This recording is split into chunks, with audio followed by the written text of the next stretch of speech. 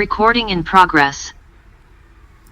Praise the lord. దేవునికే మహిమ కలుగును గాక. ఈరోజు దేవుని వాగ్దానము, దేవుడు నీతో చేస్తున్న వాగ్దానము, నీకు దీర్ఘాయువును దయచేస్తాను. సామెతల గ్రంథము 9వ అధ్యాయము 11వ వచనం. నా వలన నీకు దీర్ఘాయువు కలుగును, నీవు జీవించు సంవత్సరములు అధికములగును. దేవుడు ఈరోజు నీతో చేస్తున్న వాగ్దానము, నేను నీకు దీర్ఘాయువును దయచేస్తాను, నీవు జీవించు సంవత్సరములు అధికములుగా ఉండేటట్టుగా చేస్తాను అని దేవుడు నీతో వాగ్దానం చేస్తున్నారు. ఒకవేళ నీవు దేవుని సన్నిధిలో దీర్ఘాయువు కొరకు, ఇంకా నేను జీవించు సంవత్సరాలు అధికంగా ఉంటే బాగుండు అని ప్రార్థన చేస్తూ ఉన్నావేమో, నీ ప్రార్థనకు జవాబుగా దేవుడి వాగ్దానం చేస్తున్నారు. నీవు జీవించు సంవత్సరములు అధికముగా ఉంటాయి, నీకు దీర్ఘాయువును నేను దయచేస్తాను అని దేవుడు ఈ రోజున నీతో మాట్లాడుతున్నారు. దీర్ఘాయువు అనేది దేవుడు మనకు అనుగ్రహించేటువంటి ఉచితమైన వరము. దేవుడు మాత్రమే, మన దేవుడు మాత్రమే, యేసుక్రీస్తు ప్రభువారు మాత్రమే ఒక వ్యక్తికి దీర్ఘాయువును ప్రసాదించగలరు, ఒక వ్యక్తి యొక్క ఆయుష్ను పొడిగించగలరు, ఒక వ్యక్తి జీవించేటువంటి సంవత్సరములను అధికము చేయగలడు. అయితే దేవుడు ఒక వ్యక్తికి లేదా మనకు దీర్ఘాయువును ప్రసాదించాలంటే మనం ఆయన దృష్టికి ఎలా ఉండాలి, ఆయన ఎదుట మన ప్రవర్తన ఎలా ఉండాలి, దేవుని వాక్యం ఏం తెలియచేస్తుందో మనం ఈ రోజున గ్రహించాలి. దేవుడు మనకు దీర్ఘాయువును ప్రసాదించాలంటే, దీర్ఘాయువును దయచేయాలంటే, మనం జీవించు సంవత్సరములు ఆయన అధికం చేయాలంటే ప్రాముఖ్యమైనటువంటి విషయము ఒకటి ఉన్నది. ఏమిటనంటే, దేవుని ఆజ్ఞల మార్గాన మనము నడుస్తూ ఉన్నప్పుడు, జీవిస్తూ ఉన్నప్పుడు దేవుడు మనకు ఇట్టి కృపను అనుగ్రహిస్తారు. సామెతల గ్రంథము 3వ అధ్యాయం 1వ వచనంలో ఈ విషయమే రాయబడినది. నా ఆజ్ఞలను హృదయపూర్వకముగా, నా కుమారుడా నా ఉపదేశమును మరువకము, నా ఆజ్ఞలను హృదయపూర్వకముగా గైకొనుము, అవి దీర్ఘాయువును సుఖజీవముతో గడుచు సంవత్సరములను శాంతిని నీకు కలుగచేయును. మనము దీర్ఘాయుష్మంతులుగా ఈ భూమి మీద వర్ధిల్లాలంటే, అట్టి దేవుని కృపకు మనం అర్హులముగా మలచబడాలంటే, మనము జీవించే సంవత్సరాలు అధికం అవ్వాలంటే, మనము జీవించిన కాలమంతా కూడా సుఖముగా, సంతోషముగా, సమాధానంగా, విశ్రాంతిని అనుభవిస్తూ ముందుకు కొనసాగాలంటే దేవుని యొక్క ఆజ్ఞలను హృదయపూర్వకముగా గైకొనాలి. నా ఆజ్ఞలను హృదయపూర్వకముగా గైకొనుము, అప్పుడు నీకు దీర్ఘాయువును సుఖజీవముతో కూడినటువంటి ఆయుష్ను, శాంతిని నీకు కలుగజేస్తాను అంటున్నాడు. దేవుని ఆజ్ఞలను హృదయపూర్వకంగా ఎవరైతే గైకొంటారో, అనుసరిస్తారో, జీవిస్తారో అటువంటి వారందరికీ దేవుడు దీర్ఘాయువుతో తృప్తిపరుస్తారు. అందుకనే 10 ఆజ్ఞల్లో ఒక ప్రాముఖ్యమైన ఆజ్ఞ మనకి ఇవ్వబడింది. అలాగే ఎఫెసీయులకు రాసిన పత్రిక 6వ అధ్యాయం 1-2 వచనాలు కూడా పౌలు మాట్లాడుతున్నాడు. ఆ ఆజ్ఞను ఎత్తిపట్టి చెప్పుతూ ఏమిటి అనంటే, నిర్గమకాండము 20వ అధ్యాయంలో చూస్తే మనకు అర్థమవుతుంది. 12వ వచనములో, నీ తల్లిని నీ తండ్రిని సన్మానించుము, నీవు ఈ భూమి మీద దీర్ఘాయుష్మంతుడు వగునట్లు నీ తల్లిని నీ తండ్రిని సన్మానించుము అని రాయబడి ఉన్నది. అలాగే పౌలు కూడా ఎఫెసీ 6:1-2 రాస్తాడు, నీవు ఈ భూమి మీద దీర్ఘాయుష్మంతుడు వగినట్లుగా నీ తల్లిని నీ తండ్రిని సన్మానించుము, ఇది వాగ్దానముతో కూడిన ప్రధానమైన ఆజ్ఞ అని పౌలు రాస్తున్నాడు. మనము మన తల్లిదండ్రుల విషయంలో శ్రద్ధ తీసుకునే వారముగా, బాధ్యత తీసుకునే వారముగా ఉన్నప్పుడు, సరిగ్గా వారి అవసరాలన్నిటినీ సక్రమంగా తీర్చగలిగినప్పుడు, వారికి కావలసిన సదుపాయాలన్నిటినీ సమకూర్చుతూ ఉన్నప్పుడు, వారి విషయంలో పూర్తిగా బాధ్యతను మనం తీసుకున్నప్పుడు, వారిని అన్ని సమయాలలో సన్మానించేటువంటి స్థితిని కలిగి ఉన్నప్పుడు, దేవుడు మనకు ఈ భూమి మీద దీర్ఘాయువును ప్రసాదిస్తారు. మనము జీవించు సంవత్సరములు అధికమయ్యేటట్టుగా మనల్ని ఆశీర్వదిస్తాడు.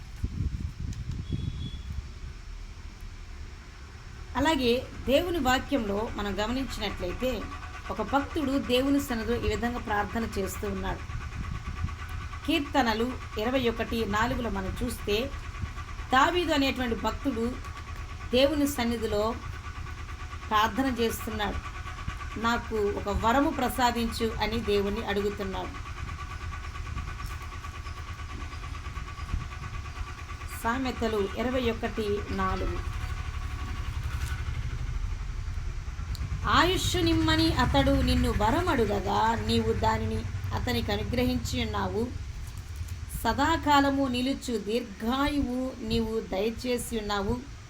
నీ రక్షణ వలన అతనికి గొప్ప మహిమ కలిగెను. ఇక్కడ తన భక్తుడు ఏమడుగుతున్నాడు అనంటే, దేని గురించి ప్రార్థన చేస్తున్నాడనంటే ఆయుష్ను పొడిగించమని, దీర్ఘాయువును ప్రసాదించమని భక్తుడు ప్రార్థన చేస్తున్నాడు. దీర్ఘాయువు అనేటువంటి వరమును నాకు ప్రసాదించుము అని అతను ప్రార్థన చేయగా దేవుడు సదాకాలము నిలిచేటువంటి దీర్ఘాయువును అతనికి దయచేశాడు. తన భక్తుడు అడిగినటువంటి వరమును, దీర్ఘాయువు అనేటువంటి వరమును, దీర్ఘాయువును, అతను అధికముగా జీవించేటువంటి సంవత్సరములను అతనికి దయచేశాడు. అలాగే బైబిల్లో మనం ఒక భక్తుడిని జ్ఞాపకం చేసుకోవాలి. ఈ సమయంలో హిజ్కియాతో దేవుడు యెషయా ద్వారా ఒక మాట చెప్పి పంపించారు. ఏమని అంటే, హిజ్కియా నీవు మరణం అవబోతున్నావు, నీ ఇల్లు చక్కదిద్దుకో అని. అయితే ఆ మాట విన్నటువంటి హిజ్కియా, అయ్యో దేవుడు నన్నెంత త్వరగా తీసేసుకుంటున్నాడా అని దిగులు చెంది గోడ వైపు తిరిగి కన్నీటితో దేవుని సన్నిధిలో మొర్రపెట్టాడు. దేవా, అప్పుడే నన్ను తీసేసుకుంటావా? నాకు ఆయుష్ని పొడిగించు, ఇంకా నీ పరిచర్య నేను చెయ్యాలి. నేను నీ సన్నిధిలో ఎలా జీవించానో నీకు తెలుసు కదా. నీ ఆజ్ఞల మార్గాన నేను ఎలా చక్కగా నడుచుకున్నానో నీకు తెలుసు కదా. మరి నీ ఆజ్ఞల మార్గాన ఎవరైతే నడుస్తారో వారికి దీర్ఘాయువుని ఇస్తానని చెప్పావు కదా.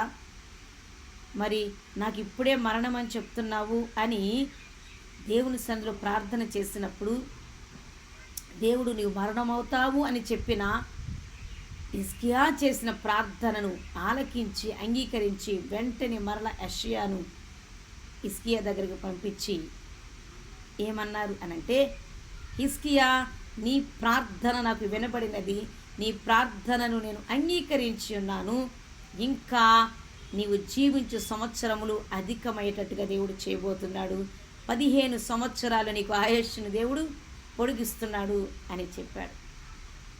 ఎందుకంటే దేవుని ప్రియులారా, దేవుడు మాత్రమే ఆయుష్ను తగ్గించగలడు, పొడిగించగలడు, దీర్ఘాయువును కూడా ప్రసాదించగలడు. మన జీవము, మన ఆయువు, మన ప్రాణము దేవుని యొక్క స్వాధీనంలో, ఆధీనంలో, దేవుని యొక్క చేతిలో మాత్రమే ఉన్నాయి అని మనం గ్రహించాలి. కొన్నిసారి అపవాది కలల ద్వారానో ఇతర ఆలోచనల ద్వారానో మరణం గురించి భయపెడతా ఉంటాడు. ఇదిగో నువ్వు చనిపోతావు, ఇదిగో నీకు ఇలా జరగబోతుంది, ఇదిగో నీకు ఫలానా ఇది ఉన్నది కదా అని భయభ్రాంతులను చేసి మరణం గురించిన వేదన హృదయంలోనికి వచ్చేటట్టుగా చేసి కృంగదీయటానికి ప్రయత్నం చేస్తాడు. అయితే బహుశా ఒకవేళ నీ హృదయంలో కూడా అటువంటి కృంగుదల ఉన్నదేమో, అపవాది నిన్ను కూడా భయపెడుతున్నాడేమో, నువ్వు ఇంకెక్కువ కాలం జీవించవు, నువ్వు చనిపోతావు, నీకు ఈ వ్యాధి ఉన్నది కనుక, ఇది నీ కుటుంబస్తులకి ఇలా జరుగుతుంది